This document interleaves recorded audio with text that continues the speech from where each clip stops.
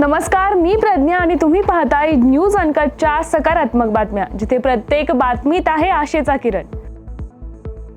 कृषी कर्जासाठी शेतकऱ्यांकडून सिबिल स्कोअर मागणे थांबवा, असा थेट इशारा मुख्यमंत्री देवेंद्र फडणवीस यांनी खासगी बँकांना दिलाय।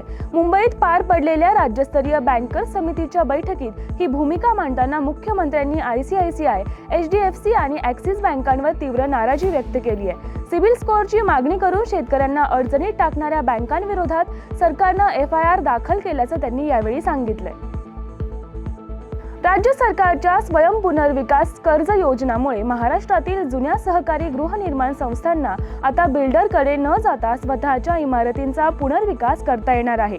नाममात्र व्याजदरात जिल्हा सहकारी बँकांच्या माध्यमातून कर्ज उपलब्ध करून देण्याची तरतूद या योजनेत करण्यात आल्याने गृहनिर्माण सहकारी संस्थांना मोठ्या प्रमाणावर लाभ होणार आहे। अनेक वर्षांपासून डेव्हलपमेंटसाठी प्रतीक्षेत असलेल्या सोसायट्यांना आता नवजीवन मिळण्याची शक्यता आहे। वाहनांच्या पार्किंगची अवस्था दिवसेंदिवस बिकट होत चालली असून राज्यातील मोठ्या शहरांमध्ये अनधिकृत पार्किंगमुळे वाहतुकीच्या कोंडींसारखी समस्या निर्माण होत आहे। भविष्याचा विचार करता लवकरच राज्यासाठी एकात्मिक पार्किंग धोरण आणण्याचा विचार परिवहन खाते करत असून त्याची प्राथमिक अंमलबजावणी मुंबई महानगर प्रदेश विकास प्राधिकरणात केली जाईल, अशी माहिती परिवहन मंत्री प्रताप सरनाईक यांनी दिली आहे। वन विभागातर्फे सिंहगडाची माहिती देणारे पर्यटन स्नेही मोबाईल ॲप करण्याचे काम सुरू आहे। या ॲपमधून पर्यटकांना ऑनलाईन बुकिंग तसेच गडावरील घडामोडींचे अपडेट्सही मिळतील। गडावर किती पर्यटक गेलेत, घाटात वाहतूक कोंडी आहे का, याची माहिती पर्यटकांना आता मिळणार आहे। प्रायोगिक पातळीवर एका कंपनीने हे ॲप तयार केले असून जून अखेरपर्यंत हे ॲप पर्यटकांसाठी उपलब्ध करून देण्याचा प्रयत्न असल्याचे सहाय्यक वनसंरक्षण दीपक पवार यांनी सांगितले। महाराष्ट्र राज्य रस्ते विकास महामंडळ म्हणजेच MSRD द्वारे पुण्यातील रिंग रोड प्रकल्पाचे बांधकाम औपचारिकरित्या सुरू करण्यात आले। भूमिपूजनाशिवायच या प्रकल्पाची सुरुवात झाली असून वरिष्ठ अधिकाऱ्यांनी दिलेल्या माहितीनुसार 9 बांधकाम कंपन्यांना रिंग रोडचं कंत्राट देण्यात आलंय। अनेक ठिकाणी प्रत्यक्ष काम सुरू झालंय, त्यामुळे आता येत्या काळात पुणेकरांना वाहतूक कोंडीपासून दिलासा मिळणार आहे।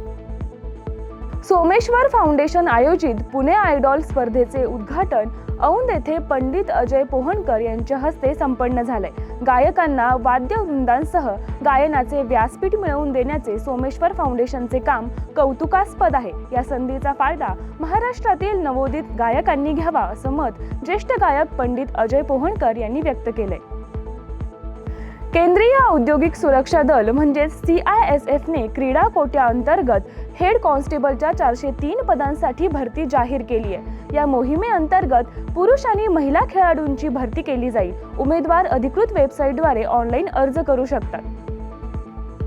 सोमवारी रात्री अमेरिकेचे राष्ट्राध्यक्ष डोनाल्ड ट्रम्प यांनी आधी युक्रेनचे राष्ट्राध्यक्ष झेलेन्स्की यांच्याशी आणि नंतर रशियाचे राष्ट्राध्यक्ष व्लादिमीर पुतिन यांच्याशी फोनवर चर्चा केली।